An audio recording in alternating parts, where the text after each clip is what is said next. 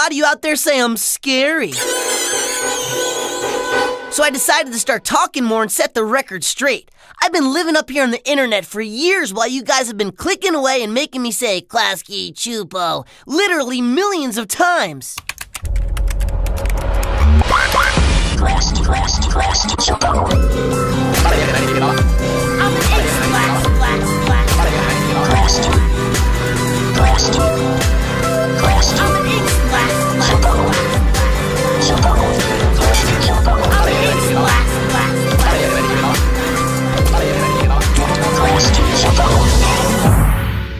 Hey, what's up with that? I mean, how many times can you say the same two words, those weird names? One's Hungarian and the other's Polish. Together they sound Hungolish.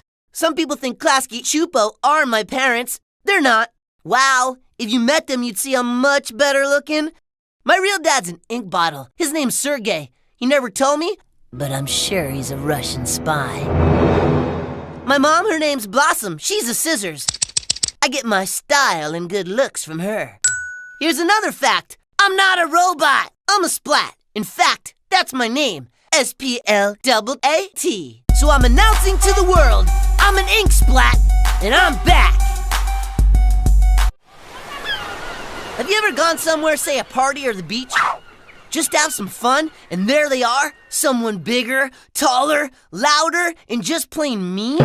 They're called bullies. You can meet them anywhere, anytime, any day of the week. You might want to tell them off like buzz off, Bob, chillax, Max, or get out of my face, Ace. But don't, because I'm here to tell you that approach never works. So here's my advice. Go home, pick up a pencil and paper, or just go to your computer and write a letter or email that goes like this. Hey, you dumb sleazy rock for a brain loser. I hope aliens come down and shoot lasers at your pants. After you let the hot air out of your balloon, take that paper, rip it up, or just push that delete button and send that email to oblivion. Then take a deep breath and just say to yourself, hey, I just avoided being crushed by that meteor with a rock for a brain. I'm brilliant. I'm back. Oh yeah. Feel that? I'm back. When I'm not in school, I have an after-school job at a shoe factory, but I got laid off. That's a nice way of saying you've been fired or fried or whatever. My boss McDuffie messed up and told his boss McDougal that it was my fault. Then zap. I'm out of a job. I put shoelaces through holes in tennis shoes. My boss McDuffie forgot to order enough laces, so 100 shoes were shipped to stores without laces. Instead of my boss McDuffie taking the blame, he told his boss McDougal that I was slow and sent the shoes off without laces. So I thought, should I tell my boss he's a liar? Should I tell his boss McDougal the truth? So I did what any non-wimp would do. I snuck into my boss's office and found the order slip to prove that he didn't order enough shoelaces. Then I sent the proof to the big boss McDougal, and McDuffie got fired. McDougal gave me McDuffie's old job, and I got his desk by the window. But then I felt bad and hired McDuffie to do my old job, tying shoelaces and sneakers. That didn't work out too well. McDuffie got me fired again. What's the lesson here? I don't know. It's summer, and Grandpa Splat's taking my brother Digital and I on a road trip. He says we can't bring cell phones, iPods, or laptops. We're going into exile. Grandpa thinks too much technology will suck kids' brains out. I reminded him I'm 16, old enough to have my driver's license, and if I want to have my brain sucked out, it's legal. He wasn't having it, not on his road trip. We took off at a snail's pace with Grandpa at the wheel, and everyone was honking at us. Our first stop was a used bookstore. I never been to one before. I got a bunch of dusty comic books. Digital got ripped up skateboard magazines. Grandpa bought a torn up atlas of the U.S. with no cover. He wouldn't let us take a camera, so he got us books with blank pages. I I said, how are we supposed to read this? It's a journal. You can write and draw in it, like Michelangelo. Our second stop was Vegas. Digital and I stood at the edge of the casino watching Grandpa. He lost all his quarters in a slot machine, so instead of sleeping in a hotel, we got downgraded to a motel with beds like cement. Next, we drove to the Grand Canyon, walked onto a see-through observation platform, and looked down. Digital got dizzy and threw up. I begged Grandpa to stop at an internet cafe. I felt trapped in a time warp before the invention of computers.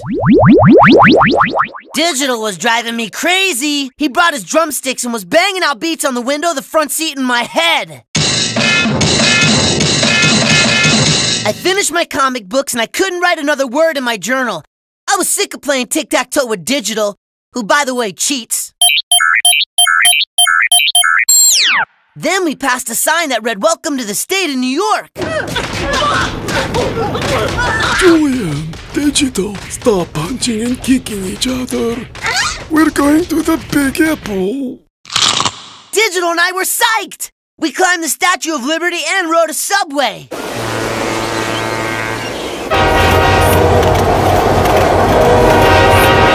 Grandpa bought us skateboards, and we went to Central Park for a Splat family reunion.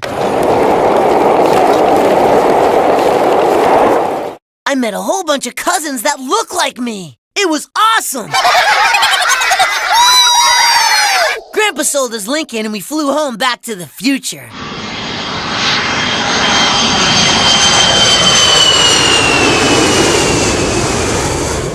Someone's sending me texts. I don't know who it is. She's texting things like, I really like you. having a secret admirer sucks. I can't stop wondering who she is. So I went to the cupcake shop to see if it might be Sarah, the girl behind the counter. She wears a pink t-shirt that says Cupcake Days, a name tag that spells Sarah, and a paper cupcake crown. I stood outside the glass door trying to build courage to go in and see if she's the one who texted me. She never noticed me before. I finally opened the door. It made an annoying ding-dong sound. Sarah had her back to me. She was making hot cocoa for a customer. When she heard the ding-dong sound, she turned and looked straight at me. When our eyes met, it was magic. I knew she was the one who texted me. Confident, I strutted over there and stood behind the cocoa customer. They were having a conversation about cupcakes, blah, blah, blah. This dude was cutting into my once-in-a-lifetime moment with Sarah. Finally, it was my turn. Sarah stood there looking amazing. Her paper cupcake crown almost sparkled. I was speechless. Well, what do you want? We have a big special on 2-day-old wasabi mango cupcakes. They're not moldy yet. So I said, I'll take a fresh baked red velvet with cream cheese frosting. I was trying to impress her. Wow, big spender. $1, please. This was my chance, so I took it. How would you like to go to my pal's zombie costume party Saturday night? I'm not into zombies. That's so 4th grade. And there's 3 customers behind you. Did you text me? Text you? Why would I do that? So I gave her $1, grabbed my cupcake box, turned and walked to the door, which made that loud, awful ding-dong sound again, and slammed shut. That was the worst! I lost the girl, lost my $1, and lost my pride. So what's the lesson here? Don't fall for girls who wear ridiculous paper cupcake crowns. I'm headed to the used bookstore now. There's a girl that works there who wears big black glasses and looks really smart. She sold me a used Harry Potter book last week. I'll strike up a conversation about wizards and goblins. I like her hair. It looks like she's been in an electric storm.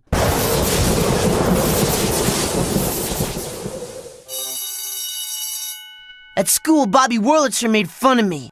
He yelled across the lunch table so everyone could hear. Hey, Splat! You sound like a frog! It bothered me. I can't help what my voice sounds like. All day I couldn't get what Bobby said out of my mind. I kept imagining what it would be like to have another voice. Maybe I'd be more popular, and I'd be picked to be goalie for the soccer team. Yo! Sim science class, I'd raise my hand and get to answer first. If I sounded like the guy on the Old Spice commercial, I would be given enough deodorant to last a lifetime. Now that's tempting. Now look over there. Now over here. Now back to me. Now over there. Now... Hey, yo, shut up! When I talk like a tough guy bully, I could cut a line at the movies and no one would say anything.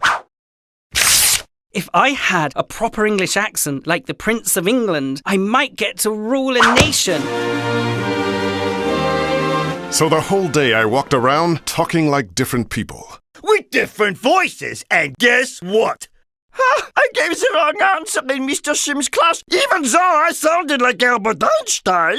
At tryouts for the school play, I spoke in my best British accent for King Lear's part, and I was picked as the silent court jester. Can you bloody well believe it? When I talked like the Old Spice guy in PE class, the guys just threw their smelly deodorant sticks at me. So the next day at lunch, I saw Bobby Wurlitzer. I yelled across the lunch tables, "Hey, Wurlitzer! I like my voice, and I like being me! Dude, I dare you to come over here and give me your best animal impressions." Bobby laughed. Cooley walked across the lunch tables like a stuntman and jumped down in front of me. I said, "You go first, Holmes." And he did.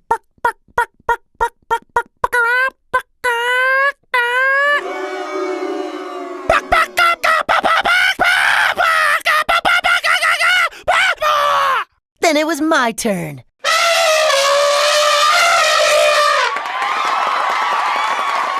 I won. That night, Ruby Daniels, the head cheerleader, asked me to be her friend on Facebook.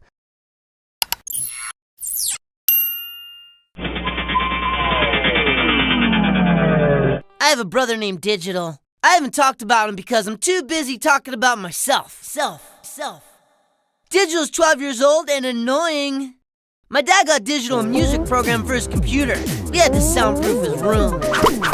He makes loud, crazy music. One day he came in my room, shoved a CD in my computer and said, "Splat! What do you think about my song? I'm gonna put it up on YouTube!" So I listened. It was awful. In fact, he recorded a cat crying and repeated it 1,000,000 times in the song.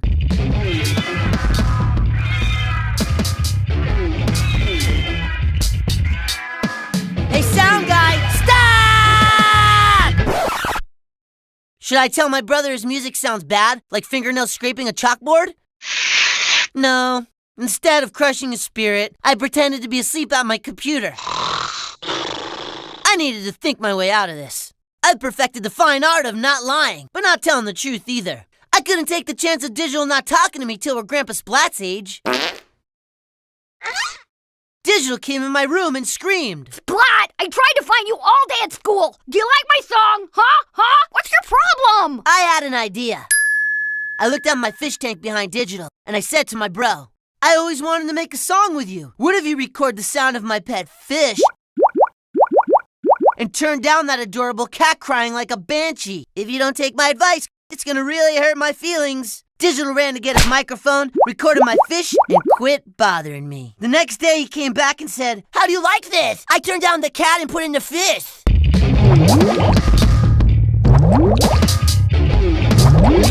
Still awful. So I told Digital, "Why don't you go record Mom making a smoothie and put that in your song?" He ran like a flash. Helping Digital make music brings us closer but keeps him out of my room. I got important stuff to do.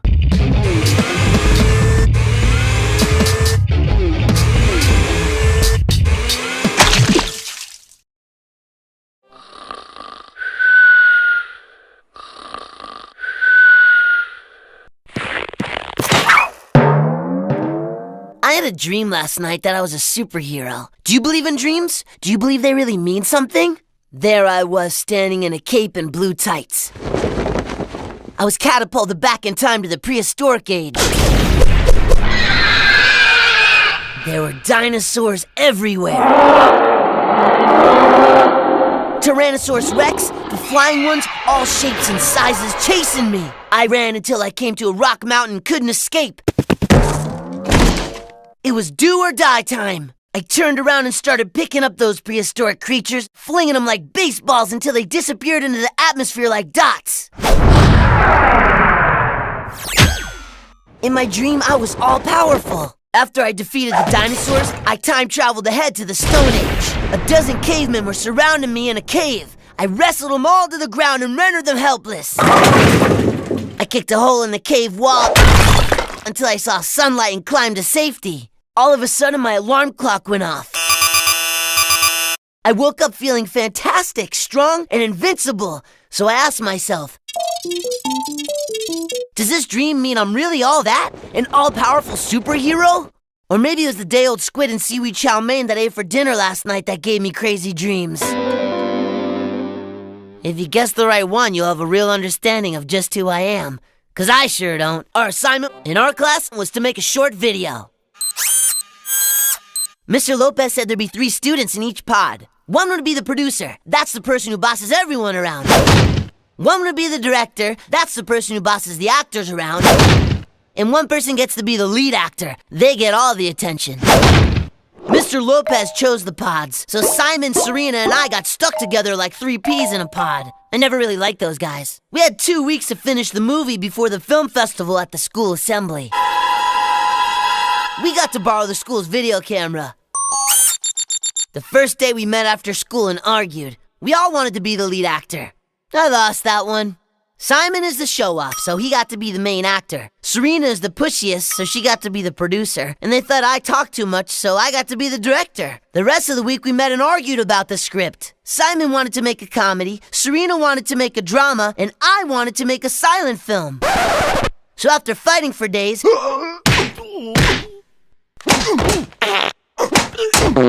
we decided to make a no-talking, crazy, funny, miserable, sad film. The story is about 3 clowns in a 3-ring circus.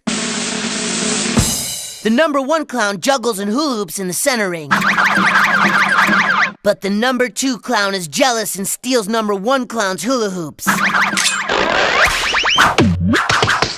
He thinks then he'll get all the attention. But the number 3 clown steals the 2nd clown's giant ball that he walks on, leaving the number 2 clown with a dumb stick and a plate he balances on his chin. Then clown number 2 gets super mad and hides number 3's giant shoes and deflates his ball, leaving him with only a plastic flower boutonniere that squirts water. The ringmaster goes nuts and throws them together in the main ring because now they're all boring. Our pod's film won first prize. We put our video on YouTube, and a big Hollywood movie studio wants to make a blockbuster about the 3 clowns. Psych. Just kidding. I was called to China on a top secret mission. I'm a super spy trained in ancient kung fu secrets. That's right. I'm going to China to kick butt. My job? Rescue Ling Li, the beautiful spy girl. She's been captured by the evil crime boss Kung Pao. When I get to China, danger ensues. I have to scale the side of a building because 7 ninjas are chasing me. I fight them off and I pull myself up to the roof. Then take a running jump and land on top of the next building. That's parkour, fools! I peek over the edge of the roof, and I see a man pushing a vegetable cart. When I look back, I see the 7 angry ninjas coming after me. I make a quick decision, and I leap under the vegetable cart. 3 stories below. Ah! Tomatoes splash everywhere. I say sorry to the Chinese man pushing the cart. Do be quiet. I look to the right, run down a small dark alley and duck into a noodle shop. The food smelled good. I sit down and eat noodles with chopsticks. All of a sudden, the cook rushes from the kitchen in an apron, swinging nunchucks like a bandit. Okay, time to split. I throw a large bowl of noodles in his face, blinding him for seconds so I can escape. Ah! Heck, I was hungry and those noodles were the bomb. I'll have to come back when the cook's been fired. Anyway, beautiful Ling Li was taken on a boat headed for the China Sea. I ran to the bridge just as her fishing boat passed beneath. Ling Li was tied to a mast. I looked back on the bridge and saw ninjas racing towards me. I took a flying leap, hoping to land smack in the boat and save Ling Li. Then I heard someone calling me. It was my mom. What was she doing in China? Splat, sweetheart, wake up. It's the Chinese New Year. Woo-hoo! Dad and I are taking you to Chinatown for some dim sum. I love dumplings. When I woke up, I realized all that kung fu stuff was just a dream. But I still plan on being a stuntman in a kung fu movie one day. Dude, this sucks. I got in trouble in school today because my teacher said I wasn't following rules. So Mr. Boxer, my teacher, gave me detention after school for the next 3 days. He's making me write an essay about rules. I have to read in front of the loser detention class tomorrow. So I thought I'd practice on you guys. No offense.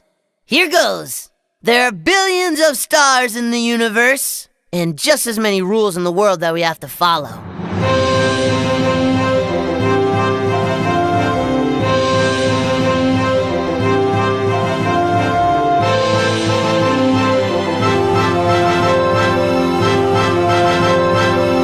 Our country's forefathers wrote a constitution with lots of rules. At school, there's rules. At work, there's rules. In theaters, they give us big rules, like turn off your cell phones. And the ever-popular monster rule, no throwing popcorn at the backs of people's heads. Which, by the way, is totally awesome fun. So here's my question. Why do we have to follow rules? What's the big deal? Why does everyone have to chew with their mouth closed? If everyone chewed with their mouth open, then no one would care. What if interrupting someone when they're talking was okay? Then everyone would talk at the same time and boring conversations would be shorter. You wouldn't have to hear half of the dumb stuff people say. There are lots of arguments for not following rules.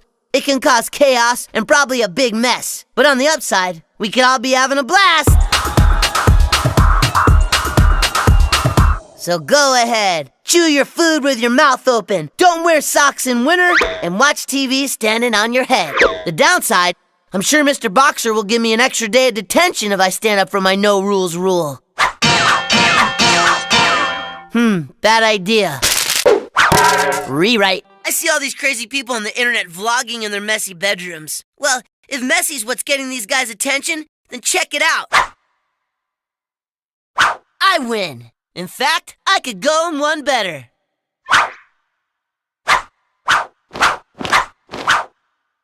My dad's been on my case lately, but it started me thinking. Son, listen. In order to be prepared for tomorrow, you got to plant the seeds of your future today. You gotta go outside, you got to plant that seed, and one day it grows up into your future. You following me?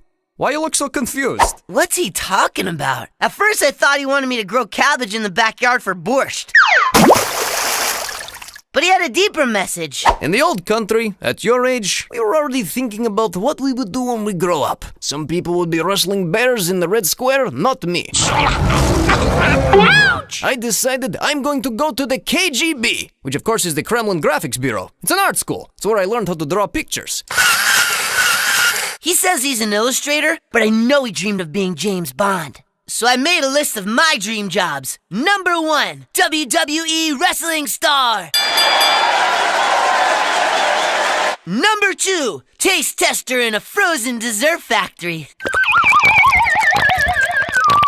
And number 3, pro video game player. That's right. It's hard to decide, but one job stood out. News reporter. I love that job. They get to travel everywhere and ask everyone questions. I think I have the good looks and personality to be great at that job, and I'm gonna prove it. For you computer nerds, here's a little digital Photoshop magic. I'll change my messy bedroom into another world.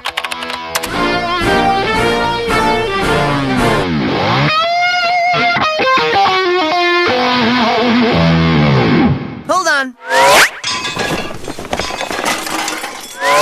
I'm gonna send some tough questions into cyberspace for the President of the United States. Here goes. Yo, President, people say the world is a mess today, and your job is to clean it up. Do you drop your dirty clothes on the floor or in the hamper? People want to know. It's a good indicator if you've got the chops to handle tidying up the planet's problems. And another question. When you wake up in the morning, what's the first thing you think about? Is it how can I solve the Earth's problems today? Or what's for breakfast?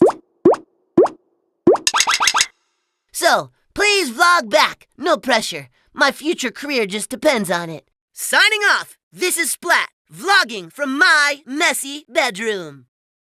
Mother's Day is the most important day of the year. You have to be on your best behavior so you can pay your mom back for the other 364 days when you treated her like a piece of furniture. I wanted to do something special for my mom, to show her I'm not just a smack-talking, smart-aleck, sarcastic teenager. So, I found her old CD collection to see what music she listened to before she was a mom.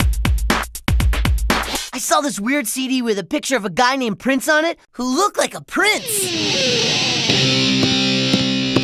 I checked the internet and found out Prince was having a concert downtown on Mother's Day. So that weekend I took the money I saved from my after-school job and told my mom, we're going downtown. We got there, found our seats, the lights went out, and everyone started screaming. Prince came out dressed like a prince, looking fly, dancing, singing, and playing amazing guitar. When Prince told everyone, clap your hands, my mom clapped hers. When Prince told everyone, you can dance if you want to, my mom danced like crazy. When he told everyone to sing along to the music, my mom knew all the words and was screaming them out. that! Who was this lady next to me? I never saw my mom act like this. Woohoo! Ow! There was some old guy sitting next to me who was jumping up and down, waving his arms in some weird, awful dance. He kept bumping me and almost knocked me 2 rows below in someone's lap. My mom hugged me and said, Honey, thanks for the best Mother's Day I have ever had. Woo! That made me feel great. Since that concert, my mom's changed. She used to wash dishes in the kitchen, but now she's dancing in the dining room. She used to vacuum in the living room, but now she's dancing on the sofa. In the bathroom, she scrubbed the sink, but now she's dancing in the tub. And while the clothes are in the dryer, she's spinning around. What happened to my mom? I think Prince cast a spell on her. Whatever magic he's got, I want some of it. I'm asking my mom for guitar lessons. Maybe I could get the girls delirious over me. There's a party at Sam's Saturday night. I better start practicing some of my dance moves. Gotta get my Prince on. I need a summer job. My mom said to check out the internet, so I sent out 378 job applications.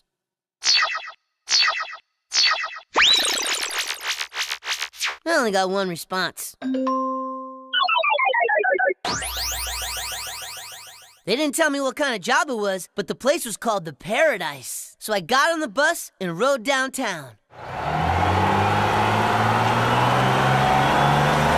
The sign read, Paradise Ballroom Dance School. I was psyched. I loved to dance. The owner's name was Rubelia. Her dance partner was Laszlo. She wore fancy sparkly clothes, lots of makeup, and her hair stood up 12 inches. Rubelia said she'd let me try out. She needed an assistant dance teacher. Then she put an old scratchy record on the turntable.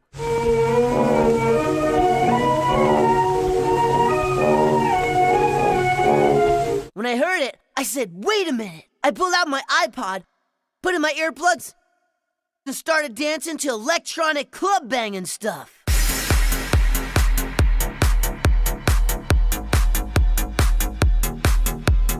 Rubelia kept playing a record, but I kept dancing my way.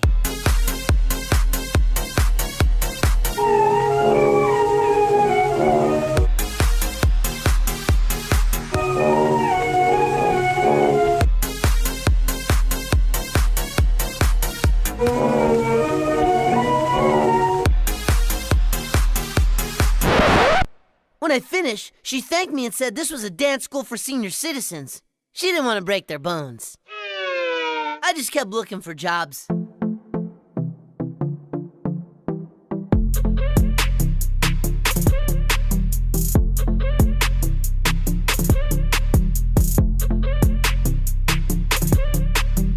I went in a piñata store and told them I love to bust piñatas. I went into a tire shop and told them I'd jump on their tires for testing. At an office, I told the receptionist I'd sharpen her pencils. She told me to get lost. That hurt. I just kept looking. The summer was almost gone, and I still couldn't find a job. One day, I got on the bus.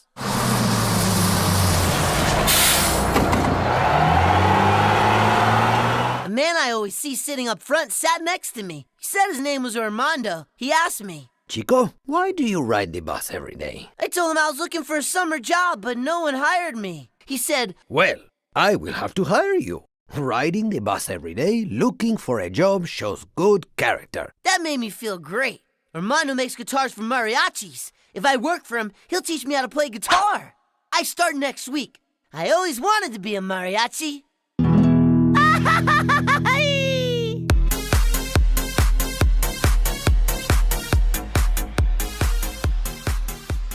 Something mysterious happened to me.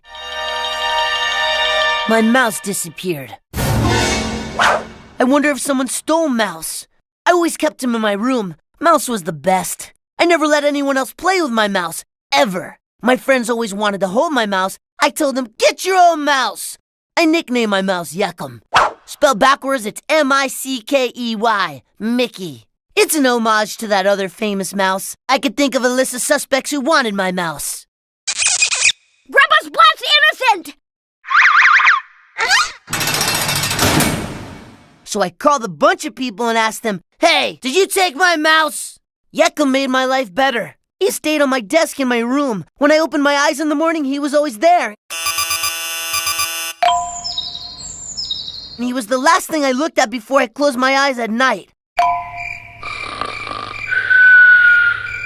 I knew I could always count on my mouse. He was my best friend. 2 weeks passed.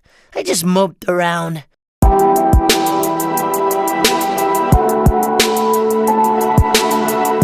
Life wasn't the same without Yeckum. I looked everywhere for my mouse. I even made lost mouse posters and put them up in my neighborhood. My mom told me she'd get me another mouse, but I wasn't ready to give up on Yeckum. Then one day I came home, and there he was, back on my desk in the same place where I left him. So I sat down on my desk, turned on my computer, picked up my mouse, and started sliding and clicking away. I wrote this story with my mouse. I never solved the mystery of what happened to Yeckum. I guess I'll never know. Say hi! That's Chinese for see ya.